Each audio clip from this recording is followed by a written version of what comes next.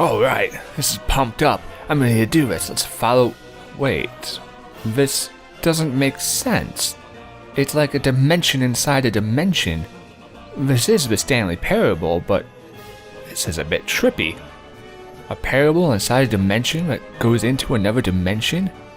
I'm so confused. But it doesn't look like that. How do they do this?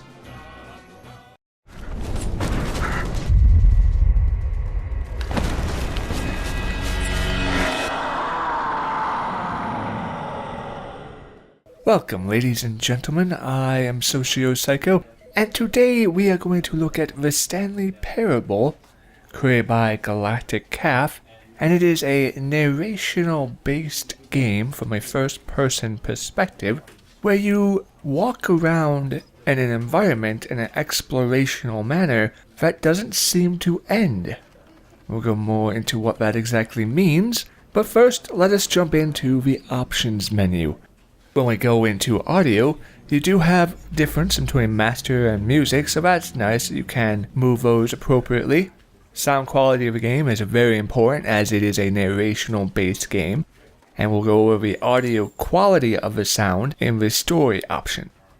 Now when we go to video, there is a wide variation of different screen resolutions, and graphically the game looks very simplistic. It's not anything graphically which will blow you away, but it doesn't have any issues that I've noticed. It runs at 60 frames per second, no tearing, clipping, or crashing, and it does what it needs to do with no issues. You do have the availability to rebind your keys if you do wish it, which is nice, especially seeing how this game is a very simplistic game with very limited input for controls, but it does actually have that available, which is nice, as you can see other options here for your preference. So, what is the game? Well, it is a narrational-based game, like I said. It's very simplistic, and there's not actually a whole lot to talk about.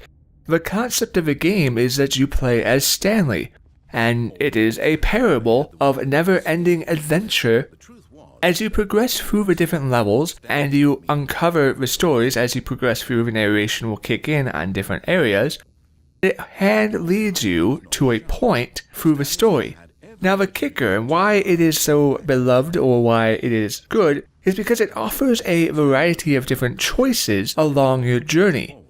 It's not a simple go through one door and then go through a second door and I'm holding your hand the entire way. The story is broken up in a manner of choices that you, the player, must make. What decision you make will uncover or unravel different aspects of the story and show you different parts of the game which you have not seen. The game has a very comedic sense and atmosphere. How is this capable? How does this actually work? Well, that's broken up mainly by the level design and the story aspect of the game. When we look at the level design of the game, it's layer upon layer of different types of rooms. When you move around one corner, you think that you'll be getting someplace, and yet you don't. Or it continuously goes in a square, but it's not going in a square. Your movements give you distance, but it seems like you're going in a circle until you reach the end. The way the rooms are designed to interlap with each other, and how when it opens up to exploration, you can see there's such a large area to explore, and sometimes it adds a level of depth, and other times it ties perfectly into the story. The story narrationally is done on a superb manner, and that's really the whole basis of the game, is a narrational-led story style. Even when you lose, or you end, or you make a decision, or come to a conclusion, the way the story is tied up, it never truly ends. It only ends until the player decides that they cannot find any more endings to the game, an ending which would cause a restart of the game.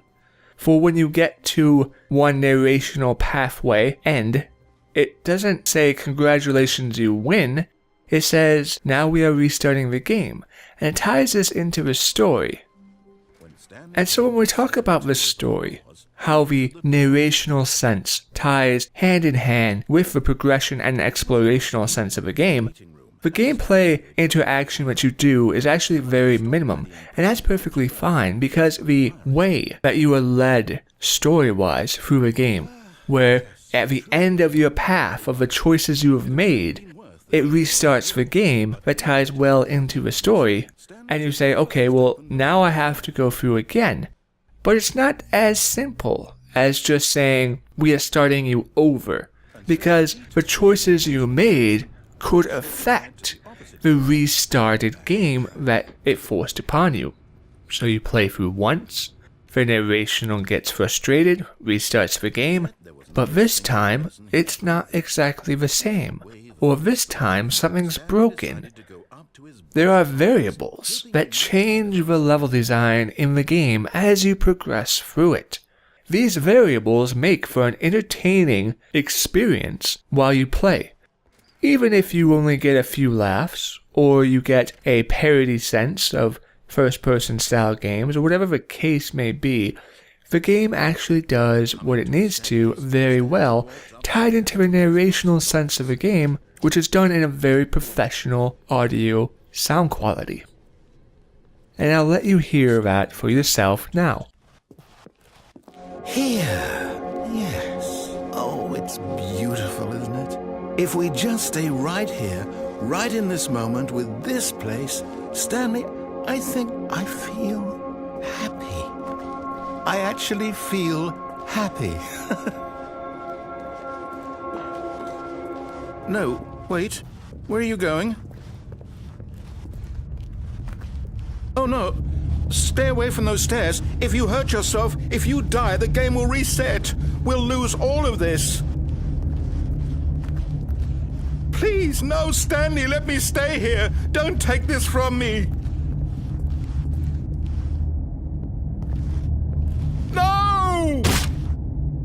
Oh, thank God you lived. You had me worried there for a moment. Now, can we please get back to the other room? No. No, what are you doing, Stanley?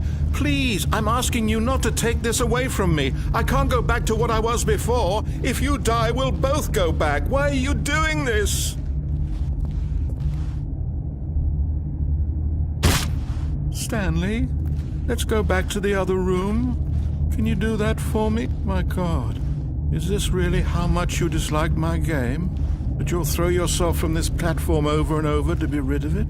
You are literally willing to kill yourself to keep me from being happy. Am I reading the situation correctly?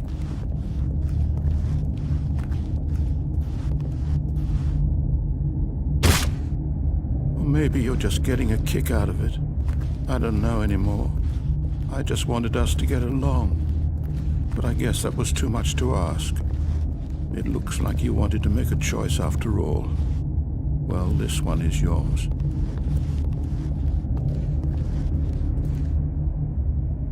Is it over?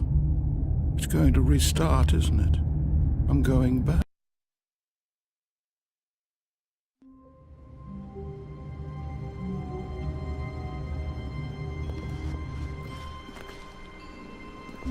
All of his co-workers. At the end of the day, the Stanley Parable is a very simplistic game with not that much depth, but it has a lot of choice. And these choices are tied to the variables in how you progress through the story.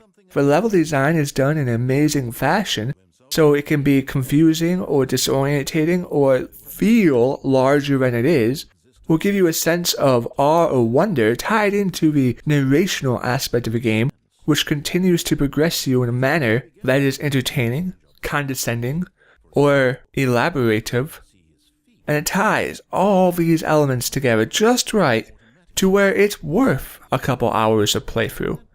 Because you're curious about what the other path takes when you come to two doors. You're curious about what the narrator has to say, what is left undiscovered.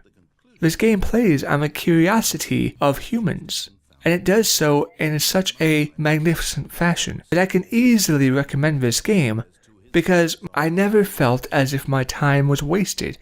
Even though it was such a simplistic game, and it may not be one that I rush out the door and tell everybody how joyful an experience it was, or have a sense of victory or control or glorious battle type story walking away from this game, I had laughs. I experienced a grand story and an interesting manner, with variable endings that were and were not endings. It is a parable in many fashions, and one that I will gladly recommend. Thank you everybody for listening, for I've been SocioPsycho, and it hasn't been much to talk about in this game, but it is what it is, and it does what it does, and I'll see you next time.